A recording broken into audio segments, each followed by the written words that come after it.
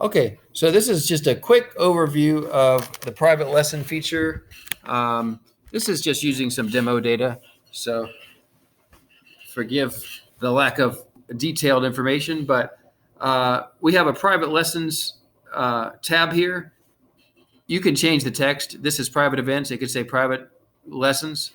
And then you can select the student from within the account. In this case, we have it set to family mode, so there could be more than one student in an account. If you're using adult mode, there might only be one person shown here. But I'll choose Analytics and move forward. Type of class might be pole, hoop, gymnastics, you name it. You want to make sure the student's getting the right class for what they're supposed to be signing up for. And then, private lessons, it could be different private lesson links, or we're working with some studios where they're doing things like duos and trios and having like 2 or 3 people, and it emails the other people to come over and sign up, And so anyways, I'll go ahead and select that private lesson. And then, I'll select the person. Well, we have Don admin. And, it's not showing his availability. Normally, this just auto updates, but this is just our little demo test. I'll show you what I mean, though, just so you can understand about availability. So under availability, this is, I'm in the instructors, and I'm in Don admin's account in the admin section. And he can show what times he's available. So each instructor can set the availability that they would be able to be booked online for private lessons.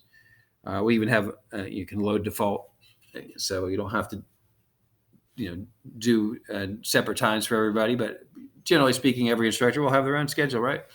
And you can add times or delete times and get everything set up. But back to the online part. So since it did an auto update, I'm going to go back to December. And, you can see we've got these times available. So I'll go ahead and select a day. And from that day that I selected, he has all these times available that could be a start time for the private lesson. There are some settings where you can decide on like the intervals and start times that are available, but I'll just go ahead and choose one and click next, and then add to cart and check out. In this section, basically, it's pretty straightforward. If there was not a card on file, they would be directed to add their card here. And there could be a checkbox here to agree. And you can do agreements. You don't have to. And there's 2 types of agreements, checkbox or signed agreement. In this case, I guess we already signed it. But, what would happen is they'd pull up this agreement, and at the bottom, they would sign it, and then they would check out.